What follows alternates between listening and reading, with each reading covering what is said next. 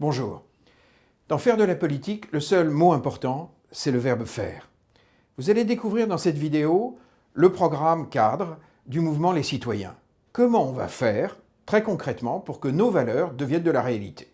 Et comment vous allez participer en étant acteur, véritablement acteur, de manière cohérente, dans un ensemble cohérent, pour que tout ce que nous désirons soit traduit en loi, en action, en programme, en réforme institutionnelle.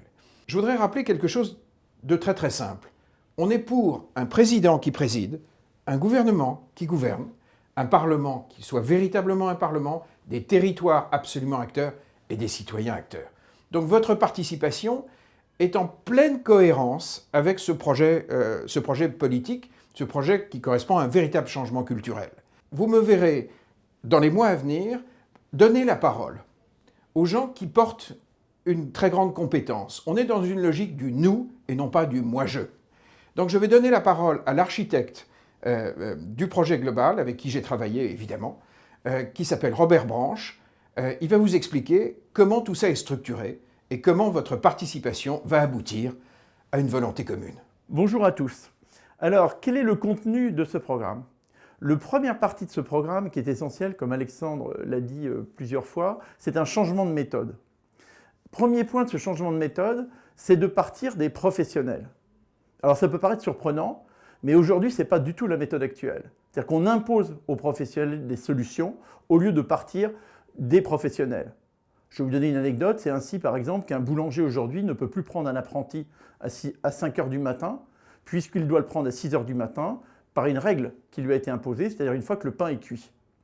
Si on avait consulté les professionnels, cette règle ne serait jamais sortie. Donc premier point de méthode, partir des professionnels. Le deuxième point de méthode, c'est de partir de ce qui marche, de partir du terrain, de partir de la réalité, et non pas de partir de théories mathématiques ou de fiction qu'on impose au local. Le troisième point essentiel, c'est de ne pas chercher à avoir des résultats trop vite. Parce qu'à ce moment-là, on brutalise les systèmes.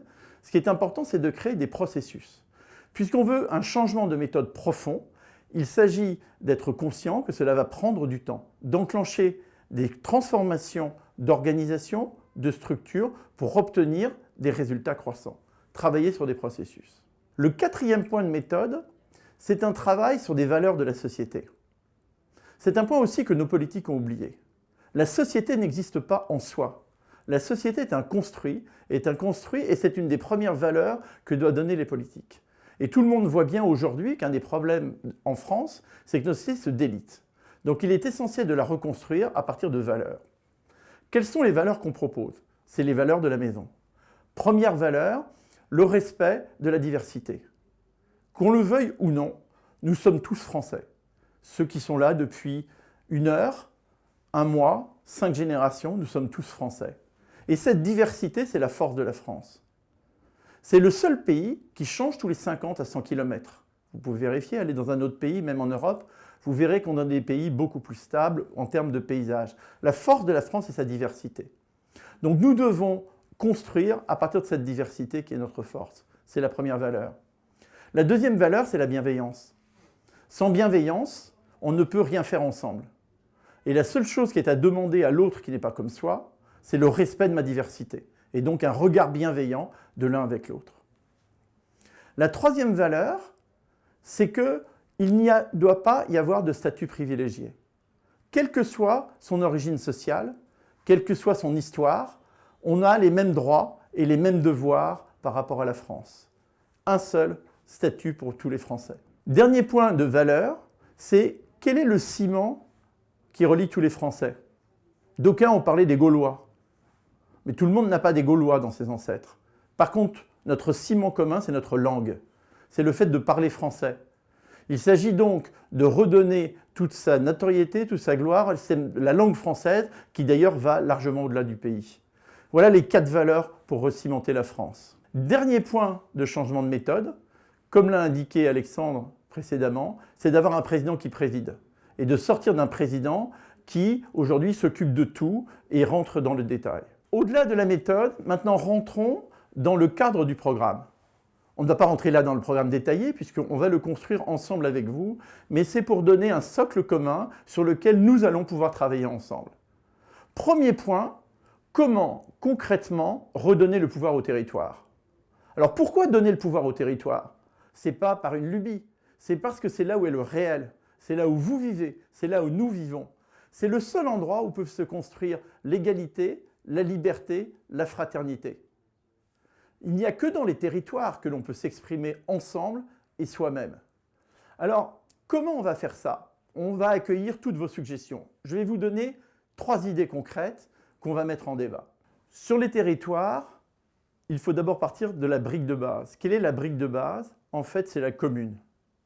La commune, c'est le lieu de vie. C'est là où chacun vit, avec la proximité du maire. Quelle aberration du système actuel qui impose le regroupement des communes. Il faut sortir de ce système d'aberration. Les maires sont des adultes avec les citoyens et sont capables de décider entre eux de comment ils veulent se regrouper. Qu'est-ce qu'on a juste au-dessus de la commune? On a le département. Beaucoup veulent supprimer le département.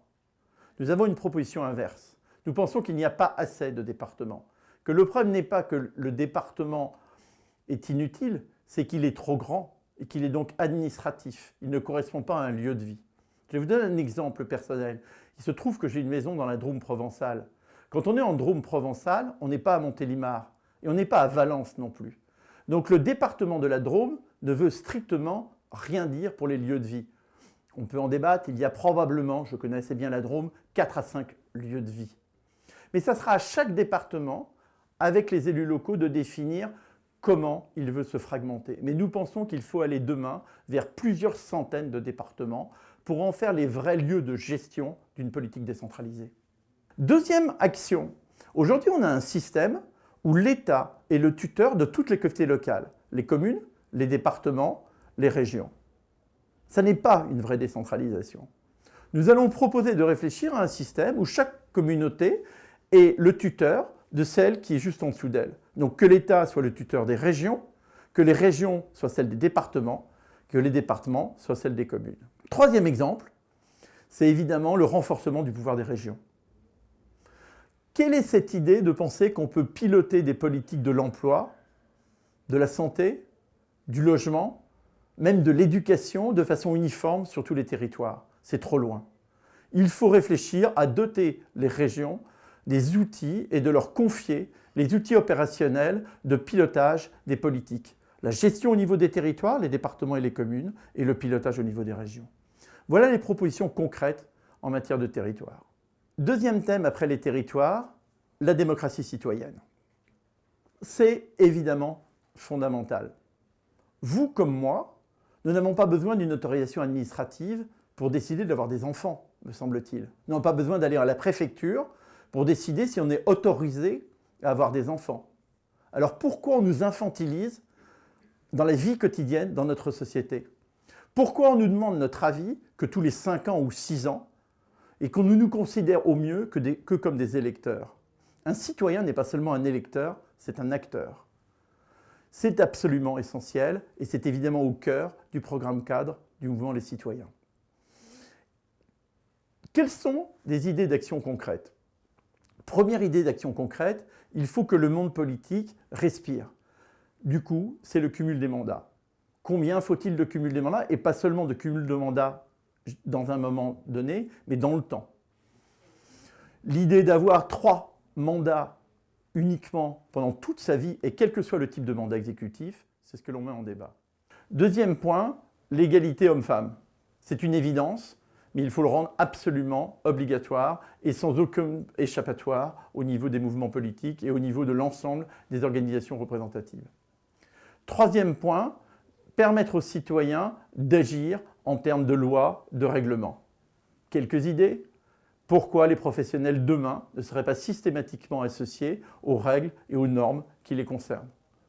Pourquoi n'aurions-nous pas demain une chambre citoyenne tirée au sort qui, à côté de l'Assemblée nationale, probablement avec moins de députés, à côté d'un Sénat qui pourrait devenir l'Assemblée des régions, les citoyens soient associés à la production de la loi, des citoyens tirés au sort? Autre point de la démocratie citoyenne, c'est la capacité aux citoyens de déclencher des référendums nationaux, des référendums locaux, selon des règles qu'il faudra définir. On peut s'inspirer de ce qui existe en Suisse, où il y a une grande tradition de ce côté-là. Autre point, qui est une demande des citoyens depuis très longtemps et qui n'a toujours pas été acceptée.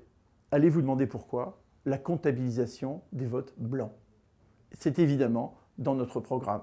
Il n'y a aucune raison de ne pas comptabiliser les votes blancs. Voilà donc une série de mesures techniques qui peuvent être mises en œuvre très rapidement et qui vont déjà enclencher une vraie démocratie citoyenne. Mais en fait, il y a une question beaucoup plus fondamentale, qui est une question sur la refonte de notre Constitution. Cette Constitution, il faut en construire une nouvelle. Ça ne peut pas être fait en 6 mois, en 1 an, c'est l'œuvre d'un quinquennat. Et ça ne doit pas non plus être l'œuvre des politiques. On ne doit pas sous-traiter aux politiques la construction d'une constitution, puisque c'est notre règle commune. Donc nous allons donc proposer un processus qui va associer largement les citoyens pour aboutir à l'horizon du quinquennat, c'est-à-dire vers 2021, à une nouvelle constitution, les règles communes qui modifieront le mode de fonctionnement de notre pays et qui remettront vraiment au cœur de tous les processus les citoyens. Les citoyens et la politique. Mais une démocratie citoyenne, vous n'êtes pas simplement en train d'agir dans le champ politique. Vous agissez aussi dans le champ économique. Et personne ne vous en parle. Parce qu'en fait, la démocratie citoyenne n'a pas qu'une seule jambe. Elle n'a pas qu'une jambe politique. Elle a aussi une jambe économique. Chaque jour, chacun de vous, chacune de vous, achète quelque chose dans un magasin ou sur Internet. Et quand il choisit un produit A plutôt qu'un produit B, il n'a aucun moyen aujourd'hui de savoir quel est l'impact de ce choix. Quel est l'impact en termes d'écologie, en termes d'environnement et en termes d'emploi. Et ne croyez pas que parce que c'est marqué Made in France, sur ce produit, vous allez créer de l'emploi en France. Il suffit d'avoir changé ce bouton sur cette chemise pour qu'elle devienne Made in France. Comment savoir que cette chemise est vraiment crée de l'emploi en France et celle-là, non. Nous pensons qu'il est de la responsabilité demain du gouvernement et d'un système politique d'apporter les éléments d'information pour qu'un citoyen puisse choisir de façon informée ce qu'il achète. Il ne s'agit pas d'imposer aux industriels de fabriquer ici plutôt que cela. Il ne s'agit pas d'imposer à un citoyen d'acheter ceci plutôt que cela, mais c'est de le doter d'un système d'information qui lui permet d'être un citoyen adulte. Voilà les 2 piliers de la démocratie citoyenne, politique et économique. Après les territoires et la démocratie citoyenne, 3e volet, les grands programmes citoyens. Et sur ce sujet, je passe la parole à Alexandre. Les programmes citoyens, qu'est-ce que c'est? C'est notre intelligence collective plutôt que l'intelligence de quelques-uns à Paris. Pendant 3 ans, j'ai parcouru tout le territoire pour découvrir les associations, les fonctionnaires qui sortent du cadre, les entrepreneurs, beaucoup d'entrepreneurs, des élus locaux, des gens de l'économie sociale et solidaire, peu importe d'où ils viennent. La créativité, il y en a absolument partout en France. Ces programmes sont capables de résoudre les grandes fractures du pays. On sait que ça marche, on sait que c'est crédible parce que ça obtient déjà des résultats. Je vais vous prendre quelques exemples. Dans le Nord, ils ont créé des groupements d'employeurs pour que les gens qui sont en CDD puissent bénéficier de CDI pour avoir une vie stable. On a tout intérêt à ce que ce modèle soit étendu à l'ensemble de notre territoire. Il y a maintenant 17 ans, j'ai cofondé un mouvement qui s'appelle Lire et faire lire. On a 20% de nos enfants qui ne maîtrisent pas l'écrit à l'entrée au collège. On a décidé d'embarquer les retraités dans les écoles maternelles et primaires pour transmettre le plaisir de la lecture, pour faire une alliance entre les générations, afin de vacciner les enfants contre l'échec scolaire. Ça marche sur 650 000 enfants. Il faudrait étendre cette expérience au niveau national. En matière de sécurité, il y a des gendarmes dans le Gard qui ont mis en place un programme qui réduit de 80% dans les collèges difficiles la récidive d'incivilité. Je vous invite à signaler, dénoncer les gens bien. Dites qu'il y a des gens extraordinaires sur votre territoire et que ça doit faire école au niveau national. Contribuez. On contribue tous.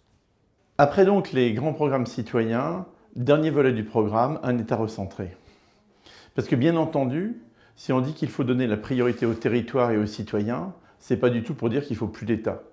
Mais il faut un État qui se préoccupe des sujets qui relèvent vraiment de son niveau et qui soit désengorgé de politiques pour lesquelles le territoire est la bonne échelle. Alors, quels sont les éléments clés de cette politique d'un État recentré? Premier point, nous ne pouvons pas continuer tous ensemble à dépenser plus d'argent tous les ans que nous en gagnons. Nous ne pouvons pas non plus continuer à avoir un niveau de dépenses publiques et de prélèvements fiscaux largement supérieur à nos voisins, 10 points de PIB, sans avoir des services publics en écart de ce niveau-là par rapport à nos pays voisins. Je pense aussi bien à l'Allemagne, à l'Espagne, à l'Italie et à d'autres pays européens. Donc il est important de déclencher des processus au niveau de l'État pour amener progressivement une diminution de ce niveau de dépenses publiques et d'un équilibre budgétaire. Ceci se fera essentiellement en démêlant les fils et précisément en confiant des politiques au territoire et en s'appuyant sur des programmes citoyens. Le deuxième point, c'est évidemment une réforme fiscale.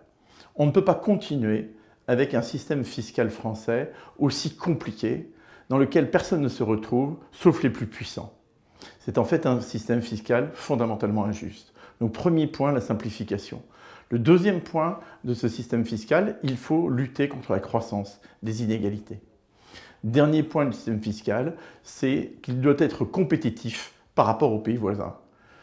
Et ceci évidemment singulièrement pour nos entreprises. Mais un État, ce n'est évidemment pas simplement de l'économie de l'argent, c'est d'abord des citoyens, c'est d'abord des programmes, c'est d'abord ce qui se passe dans le réel. Donc oui, les politiques doivent être décentralisées, mais l'État ne doit pas se désintéresser de ces politiques. Quel doit être son rôle par rapport à ces politiques décentralisées? Eh bien, c'est de définir avec les citoyens, avec les professionnels et de les garantir les minimums de ces politiques. Alors ces minimums doivent être exprimés en termes simples. Par exemple, pour l'éducation, à quel âge tout Français doit-il savoir lire et écrire? Dans le domaine de la santé, par exemple, tout Français doit-il avoir une maternité à 30 minutes de chez lui? Ou dans le domaine de la justice, que toute mesure de justice ne prennent jamais plus de 18 mois, appel compris. Donc des minimums qui doivent être définis avec un État qui les garantit. Dernier point de cet État recentré, c'est deux grands sujets majeurs auxquels il faut s'atteler. Le premier sujet majeur, c'est l'aménagement du territoire. Nous sommes actuellement dans un système assez fou. On a par exemple le plus grand port français, qui est le port de Fos, le deuxième port français, excusez-moi, et qui n'est pas connecté par autoroute. L'autoroute ne communique pas avec Fos. D'avoir des TGV qui passent dans des campagnes sans s'y arrêter. Il faut réarticuler les politiques. Cette politique d'aménagement du territoire, elle doit aussi porter sur quelques grands chantiers. Ce qui a été possible à Dubaï, qui est sorti du désert, ou à Singapour, à la pointe de la Malaisie, est possible en France. Nous pouvons profiter des nouvelles technologies, des nouveaux projets, pour être ambitieux et construire une France ambitieuse à la pointe de l'Europe. Donc l'aménagement du territoire. Autre volet de cette politique, à nouveau contrat social. Nous vivons collectivement sur la base d'un contrat social qui date de la fin de la guerre de 40, de la guerre de 45. Il ne s'agit bien entendu pas de remettre en cause le niveau de protection sociale auquel chaque Français a droit et auquel chaque Français bénéficie dans ce pays, mais de le revisiter en tenant compte de l'évolution à la fois des systèmes d'organisation, des individus, de l'évolution aussi bien sûr de l'arrivée du numérique. Il faut donc reconstruire un nouveau contrat social. Quelques idées sur la base duquel et que nous allons mettre en débat dans le cadre de ce programme. Premier point de ce contrat social, c'est le revenu universel. Nous allons ouvrir le débat de savoir si oui ou non on va vers un revenu universel et à quel niveau. D'après les premières simulations financières, c'est possible si on est à des niveaux de l'ordre de 450-500 € par personne et un certain montant pour les enfants. Deuxième pilier, ce revenu universel va permettre de garantir un socle et de sortir aussi de ce système, de la complexité de la multiplicité des aides et aussi du côté humiliant d'avoir à chercher les aides. Par exemple, la complexité est telle actuellement que plus d'un tiers des bénéficiaires du RSA ne vont pas le chercher. Il faut arrêter cette hypocrisie et cette complexité de nos aides. Deuxième volet de ce contrat social, c'est un nouveau contrat de travail. Un contrat de travail unique à droit croissant. Nous allons proposer ce débat de regarder si on ne peut pas aller vers cette simplification qui remplacerait à la fois le CDD et le CDI. Troisième volet du contrat social, c'est une remise en cause de notre complexité des normes. Nous vivons dans un pays où le niveau de complexité est une folie collective, que nous avons construit essentiellement depuis les 20 dernières années. Il faut avoir le courage de remettre en cause ce système qui empêche les initiatives et qui est d'un niveau de complexité fou et qui est largement à l'origine de notre surcoût de dépenses publiques. Quatrième pilier, c'est la retraite. On doit sortir du système de réflexion actuel où on dit à quel âge doit-on partir à la retraite. C'est à chaque Français d'être capable de décider à quel moment il partira à la retraite. C'est possible avec une retraite par points. Nous allons ouvrir ce débat de regarder comment passer à une retraite par points. Dernier volet de ce contrat social, c'est la relation entre les syndicats et la gestion. Aujourd'hui, par le paritarisme, les syndicats sont dans la gestion, tant patronaux qu'ouvriers, à la fois dans le domaine de l'emploi, dans le domaine de la santé et dans le domaine de l'éducation. Le fait qu'ils soient dans la gestion bloque les regroupements. Il est difficile, par exemple, de rapprocher la formation professionnelle des lycées professionnels, ou la médecine du travail des hôpitaux, ou de faire une politique de l'emploi régional.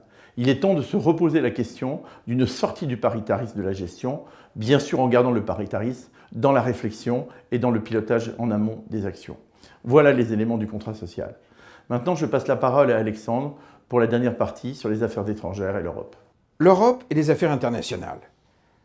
Pour ce qui est de l'Europe, tout le monde sait très bien qu'on ne peut plus continuer avec un système hors sol et normatif que les peuples refusent les uns derrière les autres. On va donc ouvrir un chantier prioritaire sur les mécanismes de décision européenne. Et notre idée, extrêmement simple et pragmatique, qui impactera directement de manière positive les populations en Europe, c'est de construire des grands programmes citoyens sur le modèle de ceux qu'on va initier en France, mais en repérant partout en Europe les expériences positives, les initiatives portées par les élus locaux européens, par les différents territoires, le monde économique, de manière à ce que l'on crée de grands programmes pragmatiques, impactant de manière bénéfique les citoyens de l'Union. Je vais vous prendre un exemple qui est pour nous très parlant, le programme Erasmus. Pourquoi on aime ça en Europe? Parce que ça marche, parce que c'est utile, parce que c'est bon pour nous. Donc c'est sur ce type d'exemple que nous allons construire une puissance commune, bénéfique et acceptée par les peuples. Les affaires étrangères. Nous allons revenir à une diplomatie de la paix, construite sur un renforcement des États stabilisateurs. C'est absolument fondamental.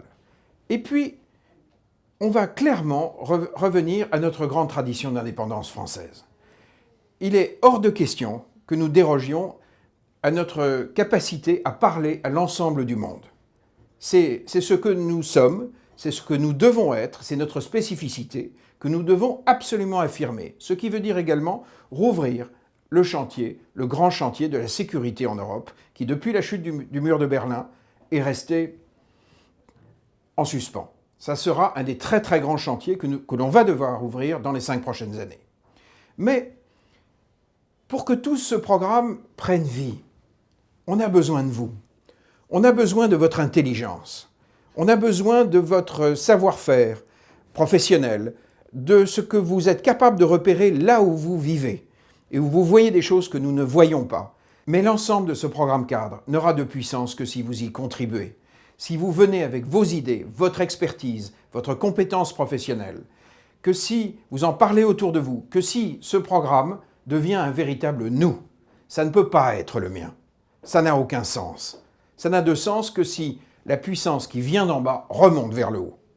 Ça veut dire que vous devez être absolument acteurs et que vous devez tous faire votre part. En attendant, restez connectés sur Twitter, suivez-nous sur la page Facebook Les Citoyens 1, et puis inscrivez-vous pour être pleinement acteur de cette révolution de la confiance sur lescitoyens1.fr.